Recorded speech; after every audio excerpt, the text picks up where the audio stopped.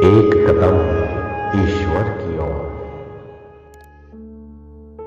निर्वाण प्रकरण उत्तरार्ध 134वां सर्ग। आविर्भूत हुई देवी काल रात्रि के शरीर का वर्णन तथा गणों द्वारा उस शव का भक्षण जिसका की रक्त श्रीदेवी पी चुकी थी। इस बीच में जब देवगण देवी की स्तुति कर रहे थे, उस पूर्वोक्त गिर रहे पुरुष ने अपने शरीर से सारे भूतल को आच्छादित कर दिया था। उसको मैंने शव रूप अर्थात निर्जीव जाना। जिस शव भाग ने सप्त द्वीपा भूमि को पूर्णतया आच्छादित कर दिया था, संपूर्ण भूमि में न समा रहे शव के उसी पर्वत तुल्य महान उदर भाग को मैंने देखा। वह शव इतना महान था तो दूर स्थित उसकी भुजाएं, जंघाएं और सिर तुमने कैसे जाने, ऐसी आशंका होने पर वह कहता है। भगवान अग्नि ने उसकी अनंत भुजाओं, जंघाओं और सिर के विषय में मुझसे कहा था, जो कि उसके भुजा आदि अवयव मनुष्यों की पहुँच के परे लोकालोक पर्वत के परले पार गिरे थे। इसके बाद आकाशचारी सिद्धादि वृंद के आदर पूर्वक देवी की स्तुति करने पर देवी आकाश से प्रकट हुई। चूँकि वह आकाश से प्रकट हुई थी, अतएव स्वयं शुष्का अर्थात रक्तहीना थी। भूत प्रेतों के दल उसके पीछे पीछे चल रहे थे। षोडश मातर उसकी आवभगत में अर्थात सेवा शुश्रूषा में संलग्न थी। कुष्मांड यज्ञ वेतालों के झुंडों से उसने आकाश को तारामंडल से मंडित सा बना दिया था तथा नसों के जल से पूर्ण बड़े बड़े भुज दंडों से आकाश तल को वन बना दिया था। दिशाओं में दाह की वृष्टि करने वाले अपने दृष्टिपातों से वह सूर्यों को बिखेर रही थी। चमचमा रहे विविध हथियारों के आकारों से हो रही झनझन ध्वनि के साथ आकाश रूपी खोडरे में पक्षियों के झुंड को सैकड़ों हिस्सों में बांट रही थी। शरीर की ज्वालाओं और नेत्रवर्ती अग्नि की उष्णता से परिपूर्ण शरीर के अवयवों से बहुत लंबे बांसों के वन के आकार वाली करोड़ों योजन की कांतियां बिखेर रही थी। चांदनी जैसी दंत कांति रूपी दूध से उसने दिशाओं को धो डाला था। अपने दुबले पर अति विस्तृत शरीर से आकाश आच्छन्न कर दिया था।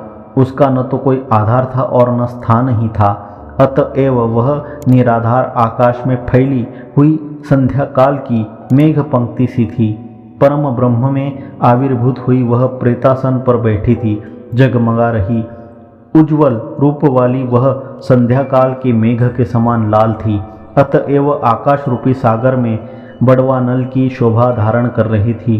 पूरे शवों के अवयवों से मूसल, प्रास, तोमर, मुदगर, आसन, उखल और हलों से बनी चंचल मालाओं को इधर उधर बिखेर रही थी। जैसे वर्षा ऋतु का पर्वत पत्थरों की माला को झरझर ध्वनि वाले झरनों से अपने शरीर में धारण करता है, वैसे ही वह दांतों के कटकट शब्द के आडंबर से युक्त प्रजाओं के शरीर की माला को आकाश रूपी आंगन में धारण कर रही थी।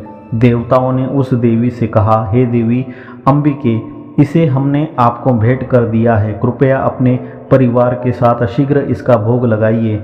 देववृंद के यों प्रार्थना करने पर देवी स्वयं सर्व प्राण शक्ति रूप होने से तथा प्राणों के रक्त पर आश्रित होने से प्राणवायु से ही उसका रक्त रूपी सार अनायास खींचने लगी। जैसे संध्या काल का मेघ वृंद मेरु की गुफा के अंदर प्रविष्ट होता है, वैसे ही प्राणवायु द्वारा खींचा जा रहा उस शव का रक्त भगवती के मुंह में प्रविष्ट हुआ। आकाश में स्थित भगवती काल रात्रि ने प्राणवायु द्वारा खींचा गया रुधिर तब तक पिया जब तक कि पहले सूखी लकड़ी सी वह चंडिका तृप्त होकर मोटी तगड़ी न हो गई। तदुपरांत रुधिर से मोटे तगड़े शरीर वाली वह जैसे वर्षा ऋतु में बिजली रूपी चंचल नेत्र वाली मेघमाला रक्तवर्णा होती है, वैसे ही बिजली की तरह चंचल नैना और लाल हो उठी। रक्त पीने से भगवती की तोंद बाहर निकल आई। लंबी तोंद वाली वह विषैले सांप रूपी आभूषणों से विभूषित थी। रक्त रूपी मदिरा के नशे में चूर थी तथा सब हथियार उसने धारण कर रखे थे। पूर्वोक्त देवी ने अपने आधे शरीर से आच्छन्न आकाश में नाचना आरंभ किया। आसपास के लोकालोक पर्वत की श्रेणी के शिखरों पर बैठे हुए देवगण उसका नाच देखने लगे।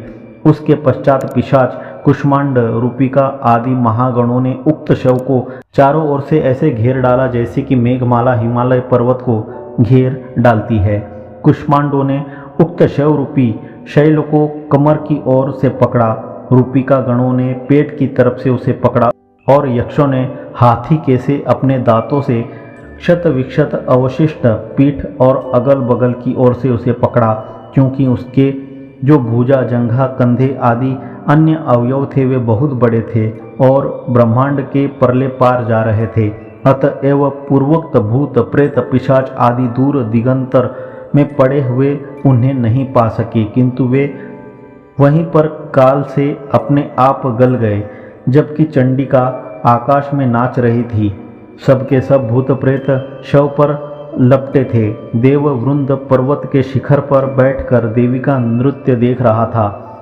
उस समय सारे भुवन की जो स्थिति हुई वह बड़ी दयनीय थी। उसकी सब दिशाएं खंड खंड करके खाए जा रहे, ले जाए जा रहे दुर्गंधिपूर्ण मांस, वसा आदि से व्याप्त थी। रक्त से सने हुए मेघखंडों से खैर और अग्नि के समान सारा भुवन लाल दिखाई देता था। मांस चबाने की जल्दी से चारों ओर चब चब शब्द हो रहा था। लता जैसी लंबी लंबी नसों और हड्डियों के टुकड़े करने से आकाश में कट कट शब्द फैला था। भूतों के एक जगह इकट्ठा होने और अलग अलग होने के कारण चारों ओर भीषण ध्वनि हो रही थी। सारा भुवन हिमालय और विंध्य पर्वत जैसे बड़े बड़े हड्डियों के पहाड़ों से भरा था।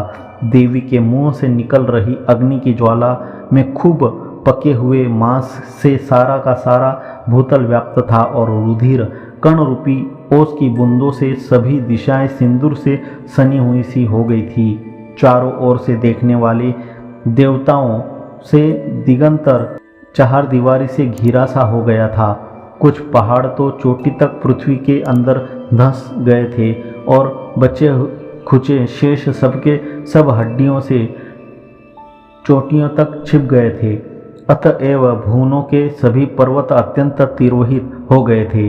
दिशारूपी नायिकाएं रुधिर से सने हुए मेघमंडल से रक्त वस्त्र से ढकी हुई सी मालूम पड़ती थी।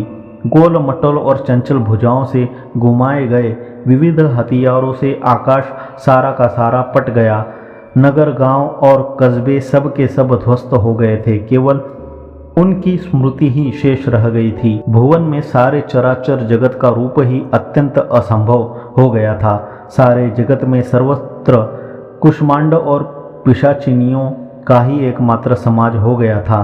पिशाचों द्वारा ताने बाने बनाए गए आतड़ी रूपी तंतुओं से जो नाचने में जी जान से लगे हुए भूत प्रेत और पिशाचों के अभिनयशील हाथों के आकार के अर्थात अभिनयशील हस्त रूपी पक्षियों को फंसाने के लिए फैलाए हुए जाल के समान और आकाश में द्वितीय जगत की रचना कर रहे ब्रह्मा के नापने के सूतों के जैसे भूमि से लेकर सूर्य मार्ग तक ऊपर नीचे और 10 दिशा रूपी झाड़ियों से तिरछे लगे थे। ब्रह्मांड के उदरगत विमान के समान त्रैलोक्य हो गया था। भूतपूर्व पृथ्वी पर जमी हुई रुधिर धाराओं से समुद्राकार बने हुए अतएव पूर्वोक्त उपद्रव से विक्षुब्ध जगत की वैसी हालत देखकर 7 द्वीपों के छोर पर उक्त शव के कुत्सित अंगों से अस्पृष्ट लोकालोक पर्वत के शिखर पर बैठे हुए देवगण अति खिन्न हुए। श्री रामचंद्र जी ने कहा, ब्राह्मण, जिस शव के अति विशाल हस्त, पाद आदि अवयव ब्रह्मांड से भी बाहर पहुंच गए, उसने लोकालोक पर्वत को कैसे नहीं ढका। श्री वशिष्ठ जी ने कहा, हे श्री राम जी, उस शव का उदरोपलक्षित मध्य शरीर 7 द्वीपों के बीच में रहा है। सिर, खुरोपलक्षित पैर और बाहु आदि अवयव ब्रह्मांड के बाहर रहे। हाँ, यह जो भास ने कहा वह सत्य ही है। तथापि शव के दोनों बगल जंघाओं के मध्य से, कमर के 2 भागों से और सिर और कंधों के 2 मध्य भागों से शिखरों के न ढकने के कारण वह लोकालोक पर्वत ऊपर दिखाई देता ही है। इस तरह प्रश्न का उत्तर कहकर कथा का अवशिष्ट अंश भी श्री वशिष्ठ जी ही कहते हैं, जो कि भास को ज्ञात न था। वहाँ शिखरों की चोटियों पर बैठे हुए अत्यंत शुद्ध कांति वाले देवता शरद ऋतु के सूर्य की धूप से निर्जल हुए शुभ्र मेघों के समान दिखाई देते हैं। जब भूत प्रेतों का दल सब अंग प्रत्यंग छोड़कर अर्थात फैलाकर मुंह के बल गिरे हुए उस शव को खा रहा था और 16 मातृकाएं अर्थात देवियां खूब नाच रही थी, रुधिर के पनाले बह रहे थे, वसा की दुर्गंधी फैल रही थी, प्रत्येक देवता ने दुखी होकर यह विचार किया, हाँ खेद है, पृथ्वी कहाँ चली गई, सागर कहाँ चले गए, जनता कहाँ चली गई और पर्वत राशि कहाँ चली गई। हाय, चंदन और मंदार और कदम्ब के वृक्षों के वनों से अलंकृत तथा विविध पुष्पों की राशियों का मंडप सा वह सुंदर मलयाचल कहाँ चला गया। रुधिर ने हिम से संपादित शुक्लता के प्रति मानो द्वेषवश उसको नष्ट करने के लिए हिमालय के ऊंचे स्वच्छ विशाल भूभागों को अपने कीचड़ से शीघ्र लथपथ कर रंग डाला। क्रौंच द्वीप में क्रौंच नामक पर्वत पर जो विशाल कल्प वृक्ष था, जिसकी शाखाएं ब्रह्मलोक तक फैली हुई थी, उसका भी चूरा चूरा हो गया है। हे कल्प वृक्ष, लक्ष्मी, चंद्रमा और अमृत को पैदा करने वाले, हे क्षीर सागर, हे दधि सागर, जिसके की नवनीत से भरे हुए पर्वतों पर वेलावन उगा है, जिसके तीर स्थित नारियल के वृक्षों की बहुत तायत वाले सुंदर दर्शनीय पर्वत पर योगेश्वरियाँ निवास करती है, ऐसे है मधु सागर, आप सब शोचनीय हैं। आप लोग इस समय कहाँ चले गए, अथवा स्फटिक आदि रत्नशिलाओं से देवांगनाओं और दिशाओं की दर्पणता को कहाँ प्राप्त हुए।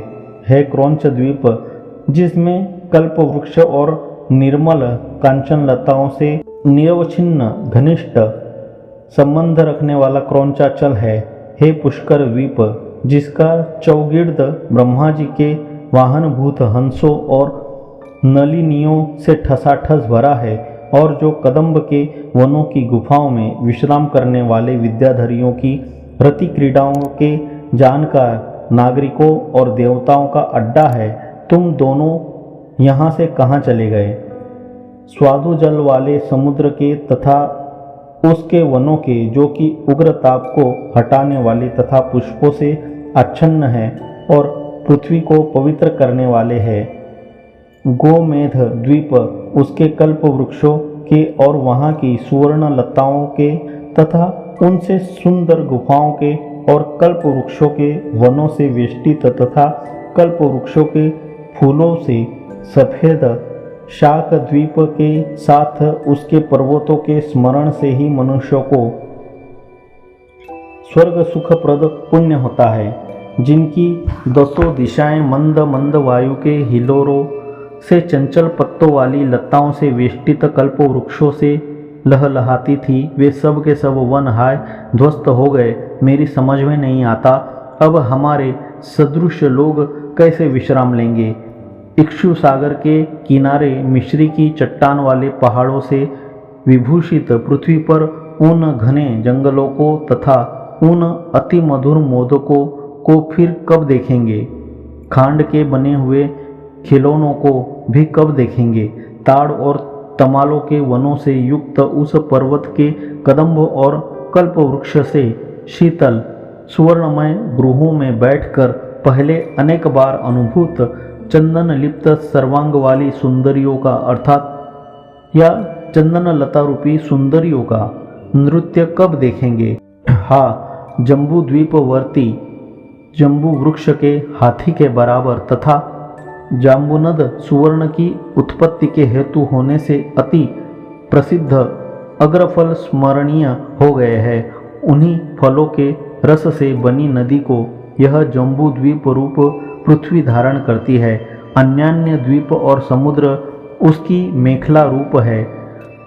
कुकुरमुत्ता अर्थात एक प्रकार की बदबूदार वनस्पति अर्थात मशरूम से चारों ओर भरे हुए पहाड़ों की गुफाओं में मदिरा मद से मत वाली स्त्रियों द्वारा किए गए संगीत नृत्य की चहल पहल वाले सुरा सागर के तीर का स्मरण कर प्रातः काल में जैसे कमल की पंखुड़ियाँ दर दर एक के बाद एक विदीर्ण होती है तथा जैसे इस समय पृथ्वी विदीर्ण हुई है वैसे ही मेरा हृदय विदीर्ण होता है। हे मित्र, जरा आकाश की ओर देखो। लाल जल वाले नूतन सागर के ऊपर सुवर्णमय मेरु आदि सैकड़ों पर्वतों की शिखरों की चोटियाँ, उत्तर आदि दिशाओं में सूर्योदय और सूर्यास्त के निकट की भूमियों की प्रातः और सायं संध्या से लाल हुई कुछ कुछ उदित चंद्र कलाओं की तरह अपनी कांति से शोभित हो रही है। हाय हमारी प्यारी भूमि, जिसके पूर्व वर्णित सागर रूप जल राशि कंकण के तुल्य है, जो विभिन्न द्वीपों से अलंकृत है तथा स्तन सदृश उन्नत पर्वतों पर बैठे हुए मेघरूपी नील कमलों की माला से सुशोभित है, जो वृक्ष पल्लव अंकुर आदि भूषणों से युक्त है, जिसके सोते नदियाँ जंगल वीरों से भयानक नगर ग्राम अग्रहार अर्थात ब्राह्मणों को दान दिए गए ग्राम वस्त्र है, इस समय न मालूम कहाँ चली गई है। 134वां सर्ग समाप्त।